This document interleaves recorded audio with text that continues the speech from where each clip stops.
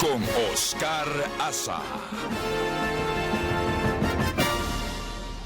I'm here in Chicago today for the first quarter of the 21st century to talk about the economic vision for this country. The economy that grows the economy from the middle out, the bottom up, instead of just the top down. When that happens, everybody does well. Folks, let me say it as clearly as I can. The trickle-down approach failed the middle class. It failed America. It blew up the deficit. It increased inequity, and it weakened our infrastructure. It stripped the dignity, pride, and hope out of communities, one after another. People working as hard as ever couldn't get ahead because it's harder to buy a home, pay for college education, start a business, retire with dignity. Y tenemos para este primer segmento a una de las voces autorizadas más importantes de nuestra comunidad, el doctor Carlos Asilis, cofundador y jefe de inversiones de Globista Investments. Doctor Asilis, siempre es un honor tenerlo en el programa. Vamos a desglosar desde el punto de vista técnico, económico y financiero dónde estamos esta noche, porque la Reserva Federal prevé subir 2 veces más las tasas de interés. De un 9%, 9.1% que estaba la inflación, ha bajado a un 4%, pero no al 2% anhelado por la administración. ¿Qué ha determinado que esto no haya ocurrido? En parte, el sector comercial inmobiliario está teniendo problemas. Buenas noches. Sí, buenas noches, Oscar. Siempre un placer estar en tu programa. Bueno, en respuesta directa a tu pregunta, el por qué la inflación no se ha reducido más velozmente, yo diría que es en gran medida por el gasto público. El gasto del gobierno federal ha sido masivo, fue masivo en el año 20 y 21, y los efectos inflacionarios de ese gasto en exceso pues se vieron en gran medida en el año 2022, y en el 2023 estamos viendo una desaceleración de la inflación, pero va a tomar tiempo. Muy posiblemente hasta el 2025 es cuando veamos los niveles objetivos del 2% ser alcanzados. Justamente el 25 y el 26 de julio es el Comité del Mercado Abierto de la Fed, como se conoce aquí en los Estados Unidos, donde se espera que se aumente aún más la tasa de interés interbancario. En medio de esto, habíamos inclusive conversado anteriormente, Carlos, de que pudiéramos llegar a una recesión leve, pero a una recesión. El presidente ha dicho hoy, y sin quererte meter en el tema político, partidista, que no va a haber recesión. ¿Cómo la ves tú como técnico en este sentido? Sí, yo sigo esperando una recesión leve.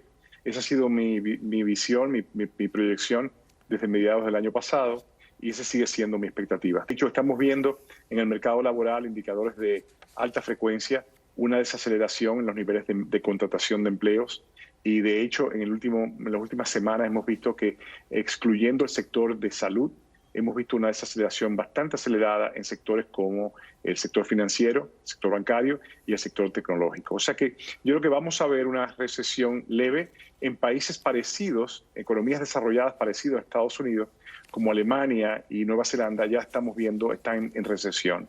Va a ser leve por muchas razones, pero mi perspectiva sigue siendo de una recesión leve, posiblemente a principios del año próximo, pero podría darse empezando el cuarto trimestre de este año. Volviendo al tema de los bienes raíces comerciales, esta disminución, esta desaceleración y estos problemas en ese sector obedecen a que producto de la pandemia muchas personas se quedaron trabajando en sus casas y hay muchas oficinas vacías, desocupadas al día de hoy. Sí, ese sector, Oscar, no es tan importante a nivel de la macroeconomía. Es decir, ha habido mucha tensión en la prensa y en los medios con la contracción, de hecho, una recesión en ese sector, el sector inmobiliario comercial, particularmente de oficinas, pero para la economía en su totalidad no representa el Banco Central de Estados Unidos obviamente está consciente de ello. La preocupación, de nuevo, sigue siendo la velocidad lenta con la cual la inflación está desacelerándose. Yo creo que eso, en gran medida, y debo dirigirme a ese tema, tiene que ver con dos dinámicas importantes, Oscar. En primer orden, el sector inmobiliario residencial, es decir, las viviendas, representa un factor importante en la inflación. Y el hecho de que en Estados Unidos, contrario a Inglaterra y contrario a Suecia, que son dos economías que están básicamente en recesión, en Estados Unidos los préstamos hipotecarios son a tasa fija. Muchos norteamericanos han tenido la suerte de financiar sus viviendas con hipotecas a una tasa de interés bajísima, de un 2, un 3%. Si lo tuviesen que hacer al día de hoy, tendría que ser a un 7, 8, 9%. Entonces, ¿qué sucede? No hay oferta de viviendas en el mercado porque el que tiene una vivienda no la quiere vender, decide no mudarse, porque si la vivienda nueva que compraría tendría que sacar una hipoteca a un costo mayor. Entonces, esta situación está creando una dinámica perniciosa en el sector construcción, donde estamos viendo construcciones nuevas, de viviendas nuevas, que está empujando la inflación salarial en el sector construcción. Y eso está complicando la dinámica de la Reserva Federal. Excusa que me entre en estos temas técnicos. No, por favor. Oscar, pero este es un tema importante, y es un tema importante que para los técnicos en la audiencia diferencia el por qué Suecia está en recesión, Nueva Zelanda está en recesión y Estados Unidos no lo está. Yo creo que un elemento distintivo importantísimo tiene que ver con el hecho de que en Estados Unidos las tasas hipotecarias que la mayoría de la población toma es a tasa fija. Y eso es lo que ha retrasado este escenario de recesión que yo sigo esperando que se va a dar. Va a ser leve por muchas razones que quizá no hay tiempo de comentar, pero de que veremos una recesión viene. Entonces, ahora el tema de Bidenomics obviamente tiene una dinámica diferente con ese trasfondo que quizás quisieras que conversemos. ¿Qué es el Bidenomics? Y el Bidenomics se podía resumir de una forma el propio presidente ha dicho que él no sabe lo que es. Sí, yo lo puedo resumir con toda humildad. Por favor. Se puede resumir fundamentalmente política industrial. Para muchos de los televidentes que vienen de Latinoamérica, podemos recordar muchos proyectos y planes de política industriales, y donde la política industrial básicamente se define como políticas que los gobiernos toman para financiar gasto público en infraestructura, ya sea en puentes, carreteras, y sector tecnológico, el sector de seguridad.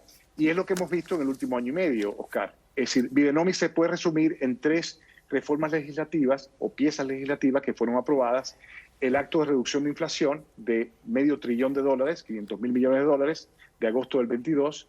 Tenemos el segundo fue la iniciativa del CHIPS, que es una iniciativa donde el Estado norteamericano está subsidiando el gasto privado en la manufactura de plantas de semiconductores. Y eso fue cerca de $300 mil millones de dólares, también aprobado en agosto del 22. Y no debemos olvidar que en noviembre del 2021 hubo una iniciativa, una pieza legislativa, que fue la Ley de Infraestructura Bipartisana, de cerca de $500 mil millones de dólares, que obviamente estaba dirigida a apoyar el gasto del gobierno federal en sectores como el broadband, ¿no? El sector telecomunicaciones, la construcción de puentes, de carreteras. Entonces, eso es Bidenomics en su esencia. Bueno. Gasto público en proyectos públicos y reducir impuestos para la población de clase media, que eso no lo hemos visto. Muchas gracias por una forma tan sintetizada y tan brillante explicarnos lo que son los Bidenomics. Hasta pronto, Carlos. Gracias. Un placer.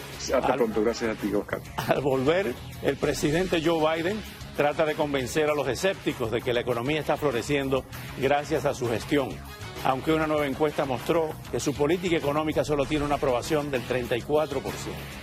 Y en Rusia, después de la rebelión, ha comenzado la purga. Una fuente cercana al Ministerio de Defensa confirmó el arresto del general ruso Sergei Surovikin, acusado de ser cómplice del jefe del grupo Wagner en su motín. El general ruso Sergei Surovikin fue arrestado este 28 de junio por su probable relación con la rebelión de Wagner, según el Moscow Times. De acuerdo con The New York Times, el general Surovikin, considerado el enlace entre el jefe del grupo Wagner, Yevgeny Prigozhin, y el presidente ruso Vladimir Putin, tenía conocimiento de los planes del líder de los mercenarios de rebelarse contra la cúpula militar rusa. El general Surovikin es considerado el enlace entre el jefe del grupo